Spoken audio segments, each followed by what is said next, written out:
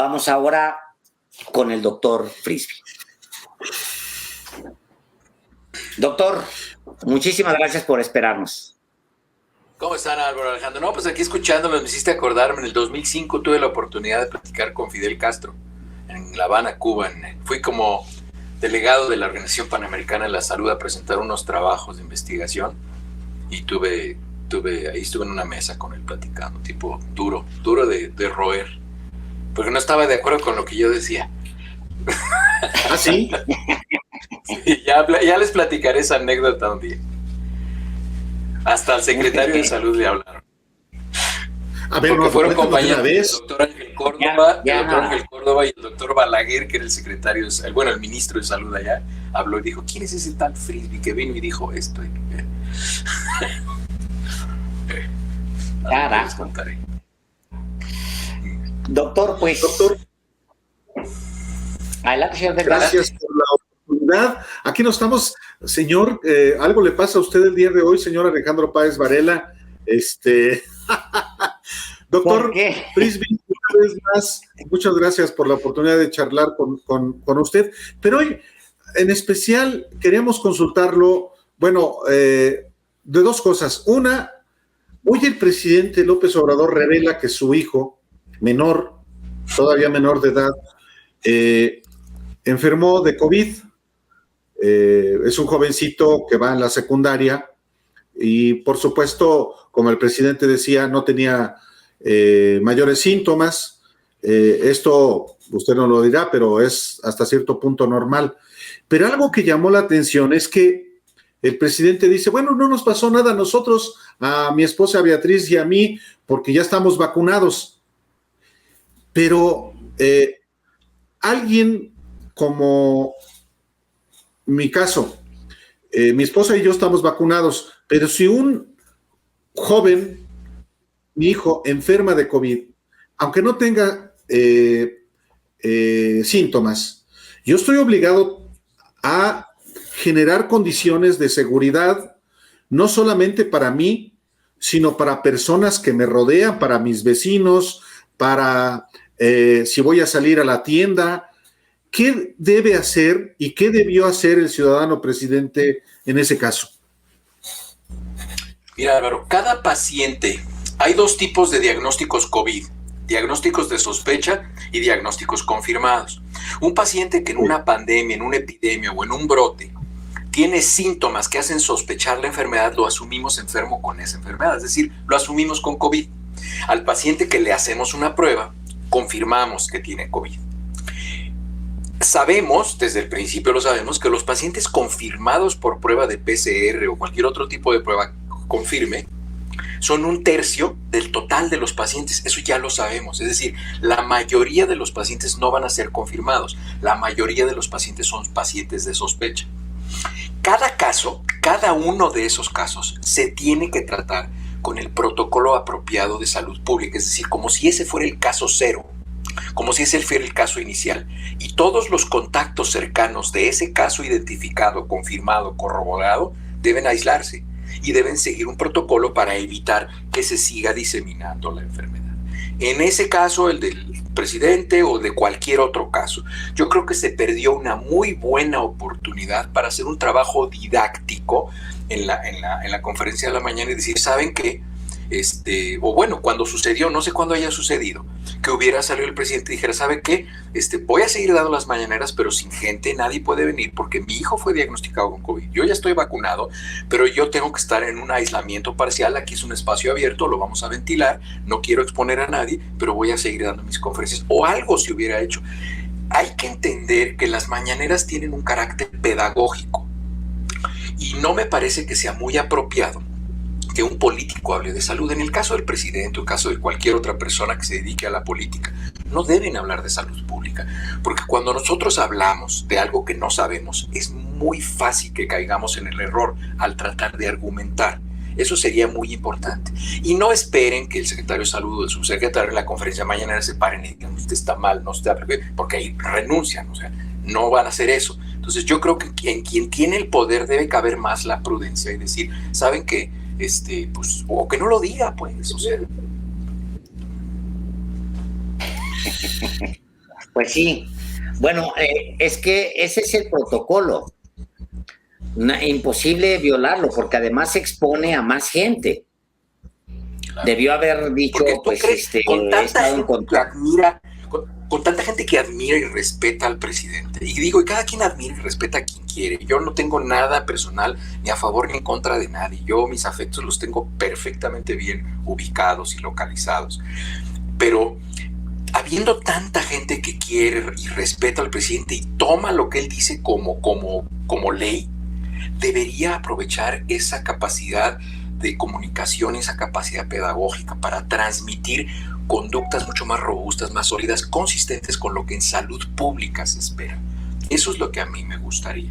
Digo, y no estoy criticando al presidente, es una persona a la cual yo respeto, me parece que es un luchador social con un valor intrínseco muy importante, pero tampoco es perfecto y a veces pues se le puede patinar, pues, pero es una persona... ¿Qué es el caso también? Porque... ¿Qué es el caso? Porque no es cualquier servidor público.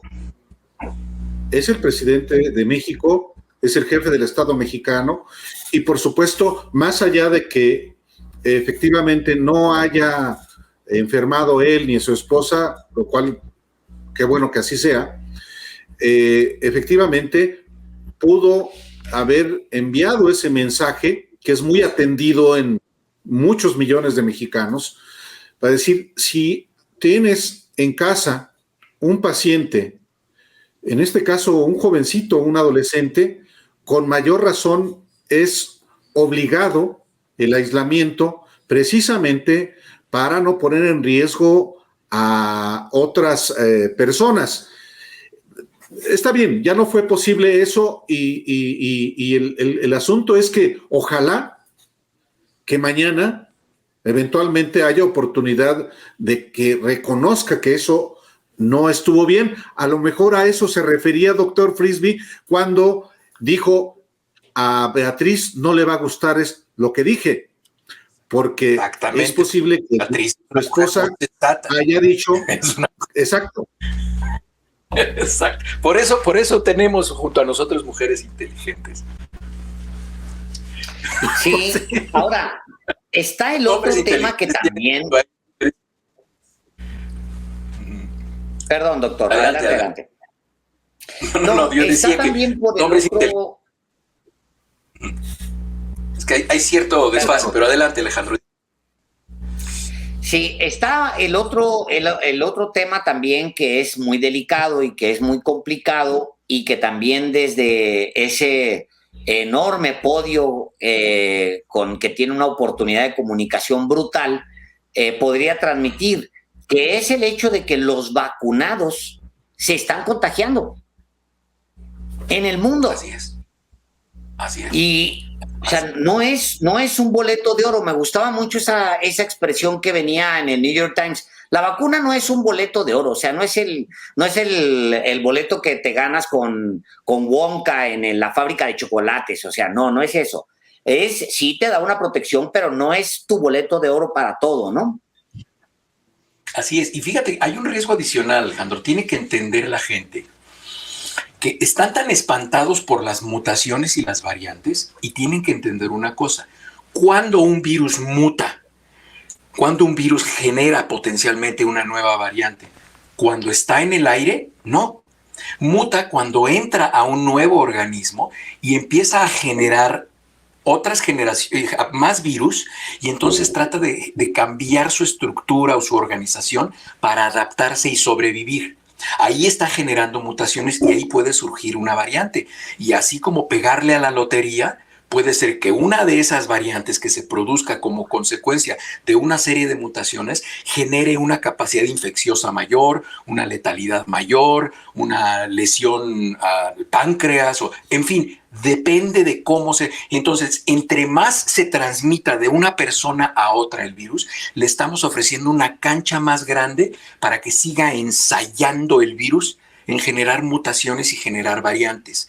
Por eso es muy importante que aunque estemos vacunados, usemos cubreboca, que aunque estemos vacunados tengamos precauciones, porque cada vez que el virus pasa de mí hacia otra persona, esa otra persona va a ensayar formas, maneras mucho más intensas mucho más potentes para poder sobrevivir, porque lo único que quieren los virus, como cualquier otro organismo, es sobrevivir. Es que este es parte de lo que, del nuevo reto en esta tercera ola. Hay efectivamente una serie de medidas que creo que, bueno, hubo quienes no las dejamos de tomar, como efectivamente usar el cubrebocas, pero ahora ya autoridades, por ejemplo, en Estados Unidos, doctor, ya se está volviendo a recomendar, no sé si sea obligatorio ya, la utilización de cubrebocas, aún cuando hayan recibido ya la vacuna 1 o 2 dosis.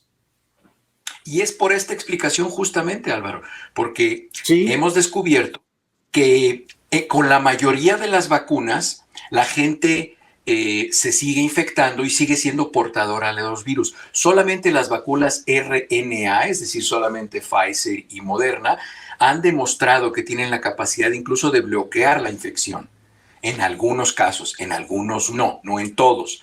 Entonces, todo el resto de las personas que han recibido una vacuna diferente a Moderna o a Pfizer deben de procurar utilizar todavía no solamente el cubrebocas, sino seguir con las precauciones universales. O sea, salir a la calle solamente si es indispensable, no irse a un concierto a la calle de Madero, y mucho menos a ir a estar comiendo en restaurantes y esto. Segundo, la gente tiene que guardar sana distancia, la gente tiene que seguir con medidas de higiene, no tocarse a las superficies húmedas de la cara. Y les repito, ningún político debe hablar de salud pública, y mucho menos como este diputado que se acaba de salir infectado también, no me acuerdo cómo se llama. Gerardo Fernández Noroña. Exactamente. Gerardo Fernández Noroña. Ese diputado, que es otra persona que tiene mucho arrastre, lo sigue mucha gente, lo respetan muchas personas, y está bien, pues esa es la política, es el arte de la popularidad, pero deberían aprovechar eso para pensar más en los demás, no tanto en ellos mismos. Pero bueno, eso es tanto como pedirle en fin, al sol que salga de abajo para arriba, pero está bien. Doctor, hay muchas preguntas. Aquí el ejercicio que hemos hecho con usted ha resultado muy bueno. Hay muchas preguntas, pero antes de pasar a las preguntas, porque hay muchas de la gente, yo quisiera hacerle más bien pedirle abundar. Después de que usted y nosotros platicamos en la última o penúltima ocasión que estuvo usted aquí, usted nos contaba la forma en la que pues estamos entrando a una segunda generación de vacunas en el mundo gracias a las posibilidades que abrió la experimentación con el coronavirus.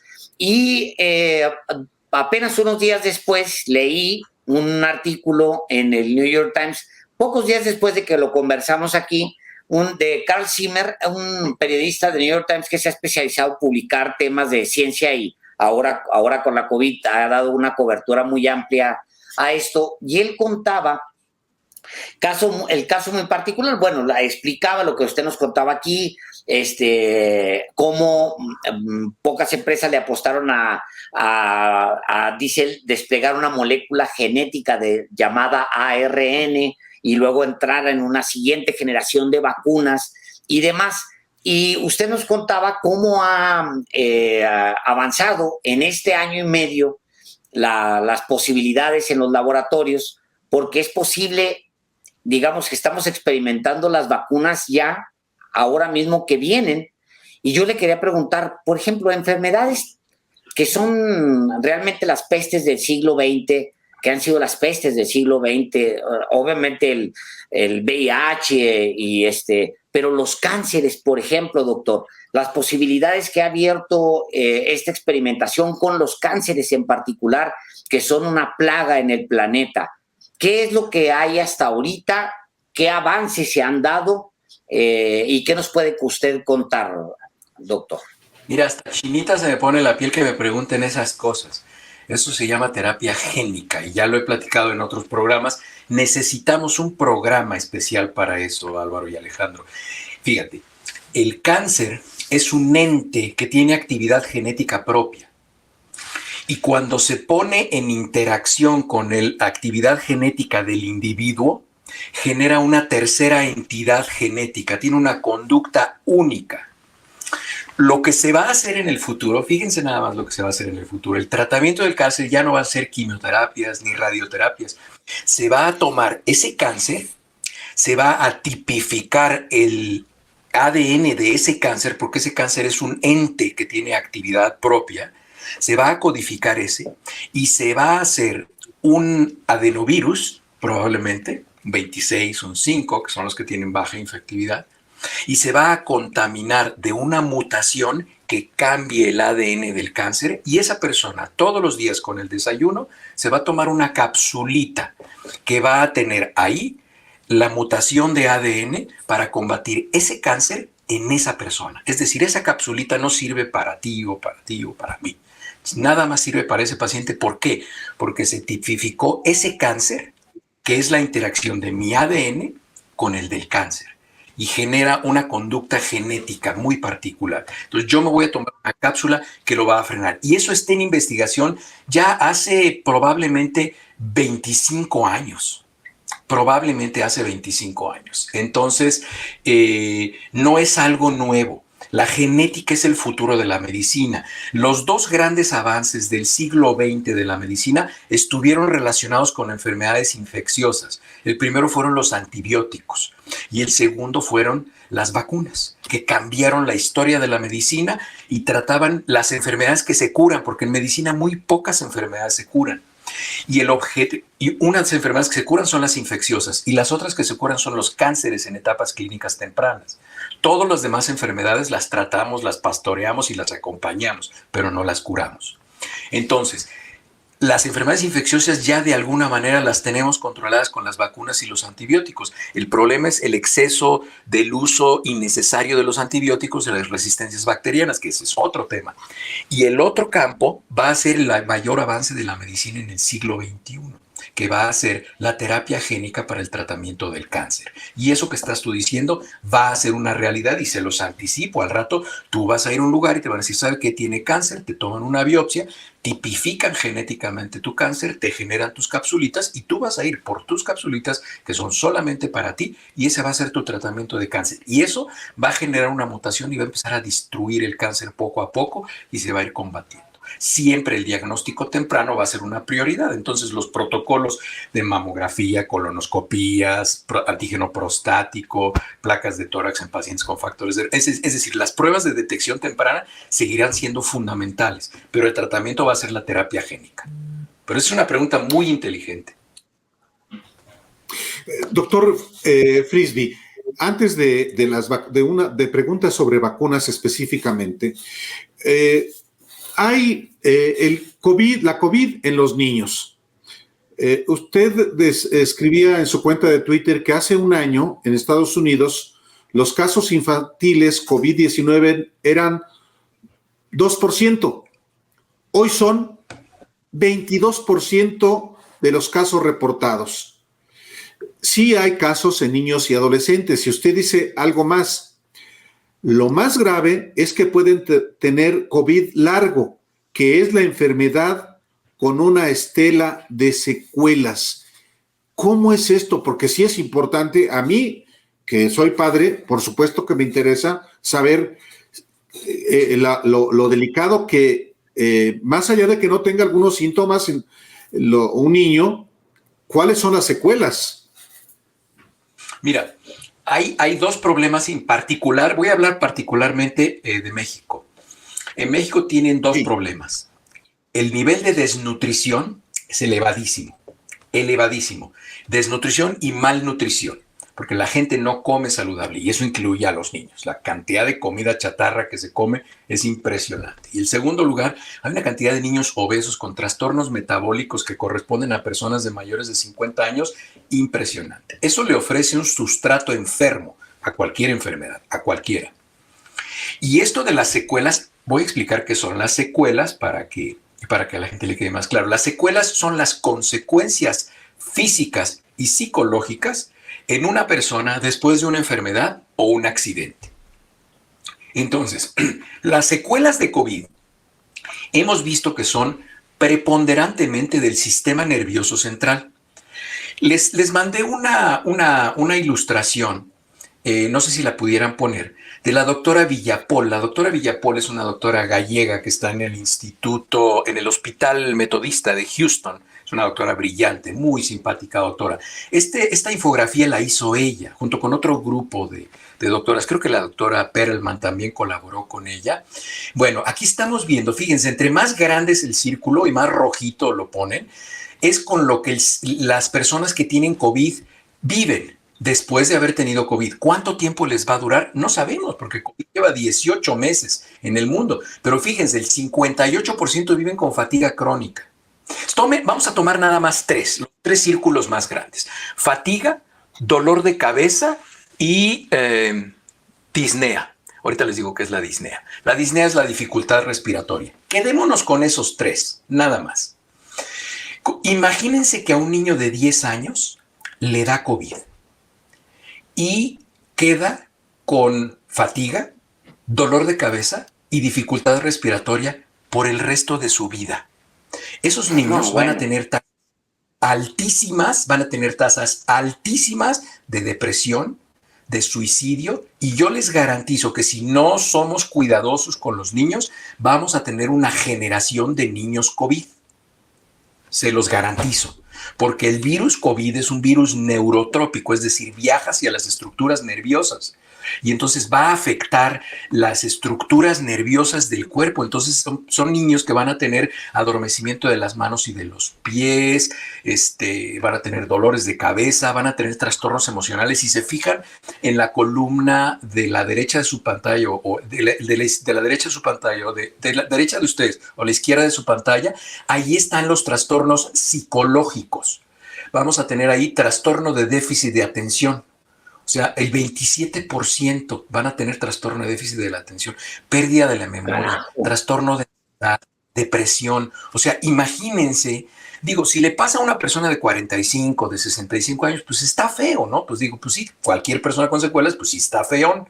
Pero imagínense un niño de 10 años, de 12 años, que tenga esto, que viva con tos crónica, con dificultad respiratoria, con náusea crónica, con pérdida de pelo. O sea, imagínense niños que vayan a tener y además no se les cae todo el pelo.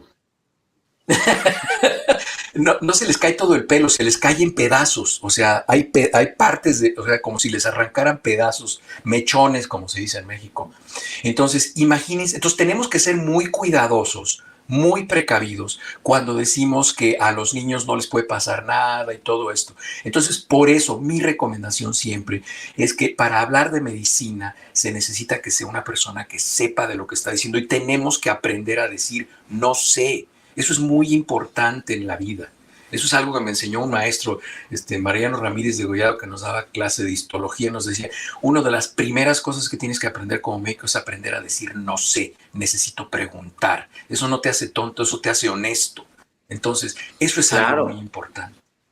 Fíjense ahí, dolores en las articulaciones. O sea, ustedes dos y yo ya sabemos lo que son el dolor en las articulaciones. Imagínense que hubieran empezado con eso a los 10 o 12 años. Está tosco, ¿no? Sí. Álvaro, sobre todo Álvaro le puede contar de eso, pues él ya tiene un par de décadas que no quise ser tan directo, ¿no? Oiga, doctor, no, me asustó eso de la pérdida de cabello, no, olvídese, yo me voy a cuidar. Ya lo demás ya no importa, pero ya la pérdida de cabello, pues no, olvídese. Oiga, doctor, dos cosas. Una, ese gráfico lo podemos compartir en el canal de los periodistas para que lo puedan revisar. Claro, y arroben a la doctora. Ahí está su arroba de su Twitter, el arroba del Twitter de la doctora Sandra Villapol, y síganla en Twitter, síganla. Ella no publica mucho, es una mujer muy discreta, muy prudente, pero es una mujer muy inteligente. Síganla. La doctora Sandra Villapol, ella es una investigadora. Ese Villapol, sí, es una doctora en neurociencias de Galicia, es muy inteligente. Ahora mismo la estoy ya siguiendo a la doctora. Vamos a compartirlo, les pido que la pongamos en el canal de a los muchachos de Sin Embargo al Aire, que la pongamos en el canal de los periodistas para todos los que nos están preguntando.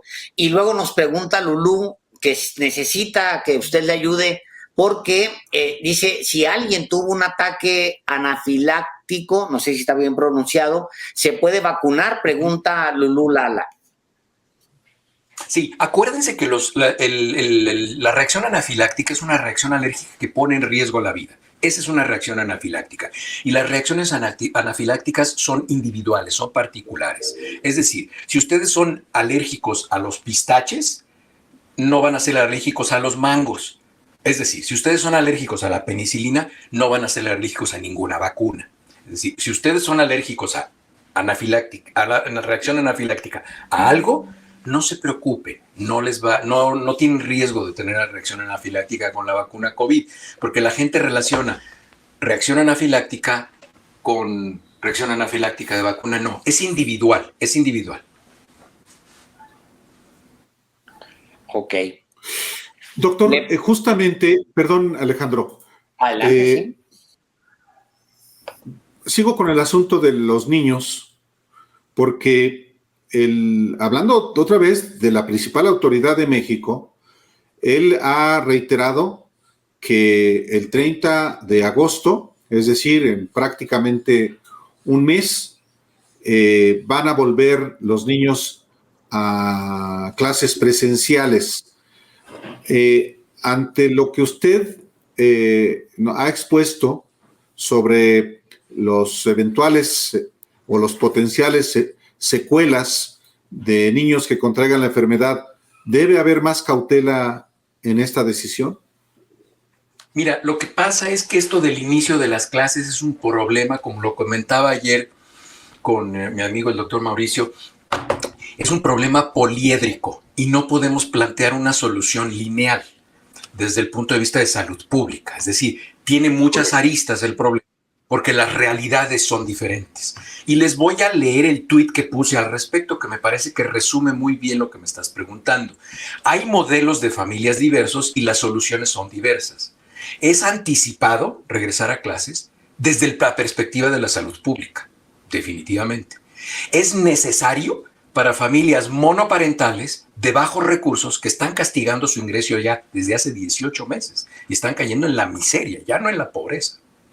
Y es importante para algunos menores que están teniendo brotes neuróticos por el encierro. Entonces tenemos que ponderar cuál es la necesidad dominante de cada familia, porque hay familias que podrán decir, yo tengo una familia muy bien integrada, los chavos están contentos, podemos seguir con videoclases, no hay bronca, tenemos internet, hay jardines, más la alberca atrás la pueden usar, en fin. Pero hay gente que solamente tienen a la mamá y a la abuelita, tienen 4 niños, el papá es como el ave fénix, todo el mundo habla de él, pero nadie lo ha visto, entonces pues la mamá no puede salir a trabajar mucho tiempo porque la abuelita está enferma y no puede cuidar a los chamacos, y los chamacos son medio gandallas con la abuelita, en fin. Entonces, cada familia es una realidad diferente. Entonces, tenemos que plantear, yo creo que el abrir las escuelas, lo que está tratando de hacer el sistema de educación en México es abrir opciones. A ver, ahí está la opción. ¿Por qué? Porque están sabiendo, pero yo también intercambiaba comunicación con un médico psiquiatra del Hospital Ramón de la Fuente y me decía, no sabes, Héctor, cómo nos está incrementando la cantidad de niños con actitudes neuróticas, con trastornos de ansiedad, suicidios. Hay una cantidad de suicidios impresionante por el encierro. Entonces, tienen que salir a hacer lo que ustedes dos y yo hacíamos cuando éramos jóvenes, hacer idioteces en el espacio abierto. Entonces, pues ni modo, claro. Hay que abrir las opciones, ¿no? Entonces, es un problema que tiene muchas aristas, es un problema poliédrico que no tiene una solución lineal. El iniciar las clases de manera optativa u opcional abre una opción más para que se relaje un poco la tensión dentro de las casas que lo necesitan. Habrá casas que no lo necesitan, ¿no? Claro. Sí, correcto. Gracias. Doctor, doy un dato muy rápidamente. Se está confirmando 17,944 contagios, la mayor cifra desde el 27 de febrero, o sea, si estamos otra vez en una cresta. Y le preguntan dos cosas muy rápidamente, muy relacionadas, doctor. Una, dice María Luisa Flores, ¿hasta cuándo una persona vacunada con CanSino o con Sinovac puede revacunarse con otra como Pfizer, AstraZeneca o Johnson Johnson? Y luego otra más, dice, ¿cuánto tiempo debe pasar después de la infección para vacunarse? Dice Solecito Luna. Bueno, es muy importante la primera pregunta, porque la primera pregunta habla de vacunarse adicionalmente después de que ya se llegó a la cobertura eficaz o eficiente de las vacunas. Es innecesaria, esa es la palabra, es innecesario un refuerzo. No se necesita. Entonces, me preguntaba también alguien, ¿y va a tener efectos secundarios que se vacune y demás? Pues miren, están haciendo un experimento personal porque se están poniendo algo que no necesitan. Es como si yo me pongo quimioterapia, ¿verdad? Para ver si con eso se me baja el mal humor. O sea, no lo necesito. Entonces, están haciendo un experimento. Quien decida vacunarse de manera adicional después de recibir CanSino, Sinovac, porque son las chinas y porque está lleno de mala propaganda, está asumiendo los riesgos, y si algo le sucede es su responsabilidad y que asuma la responsabilidad de lo que está haciendo. Ahora, combinaciones de vacunas. Hay un estudio por ahí de la Universidad de Oxford en la cual se hicieron combinaciones, pero se hicieron combinaciones solamente Pfizer, AstraZeneca. ¿Por qué esas? Porque son dos metodologías diferentes para inducir al sistema inmune. Una es de RNA y la otra es de adenovirus incluidos. En fin, son dos vacunas diferentes. Entonces, se está viendo si la combinación de esas vacunas incrementa la respuesta inmunológica, pero como se los dije la vez pasada, este tipo de ensayos que se están haciendo combinando vacunas tienen como objetivo las siguientes pandemias, porque para esta ya tenemos suficientes y muy eficaces vacunas, no necesitamos más. Ahora, la segunda pregunta que me haces, ¿cuánto tiempo después de que se enfermaron de COVID se pueden vacunar? Incluso el CDC recomienda que los pacientes se pueden vacunar 48 horas después de no haber tenido síntomas. Hay quien recomienda por prudencia, que es el criterio más socorrido, entre 7 y 10 días de que terminaron de tener síntomas. Incluso, por ahí también me preguntaba alguien que cuándo se consideraba que una persona ya podía regresar a trabajar. Y eso lo definió el CDC desde octubre del año pasado, porque seguían algunas compañías haciéndoles pruebas PCR nasales a los pacientes para ver que saliera negativo y ya pudieran regresar a trabajar. Y se identificó que el material genético del virus puede permanecer en las vías aéreas superiores hasta 9 meses. Por lo tanto, el criterio para poder regresar a la actividad laboral es 48 horas sin síntomas y se pueden integrar a su vida laboral. Correcto. Híjole, doctor, siempre nos resuelve dudas, algunas de ellas angustiantes, particularmente las que se refieren, pues no a uno o a personas que ya han vivido lo suficiente, sino particularmente a los niños.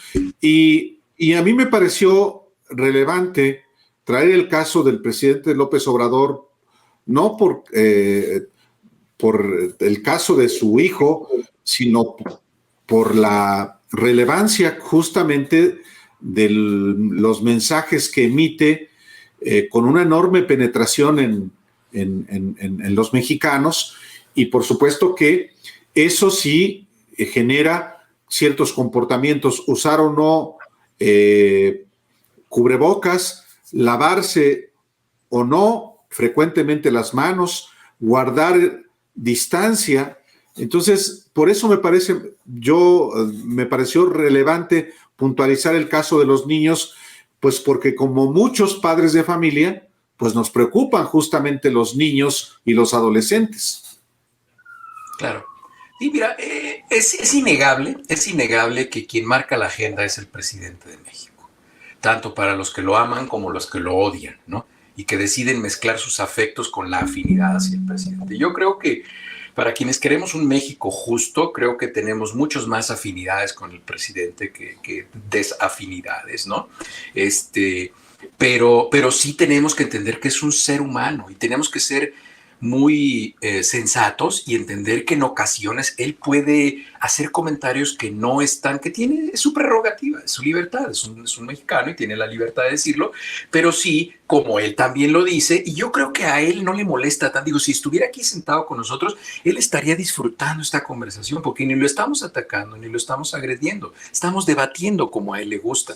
Los que se ofenden y todo eso son quienes deciden ser, pues, no mexicanos o dignos y honorables, deciden ser feligreses. O sea, esto no va por ahí. Yo creo que le ayudamos mucho más al presidente de México, a este o a cualquier otro, siendo más objetivos, más críticos, pero críticos constructivos. Ayer terminé una participación en un programa con una idea que yo siempre he tenido. Para hacer una crítica inteligente y sensata, se necesitan 3 componentes, si no, cállate. 3 componentes. Primero, identifica bien qué es lo que estás criticando, porque si voy a criticar los zapatos del presidente o que si se le veía medio sucia la oreja en una foto, mejor me callo. Piensa qué es lo que vas a criticar, que tenga trascendencia para la patria. Segundo, ¿qué propones para que eso que criticas se resuelva, que sea mejor? Tercero, ¿qué te comprometes a hacer como ciudadano, como mexicano, para hacer eso que propones, para que eso que criticas cambie?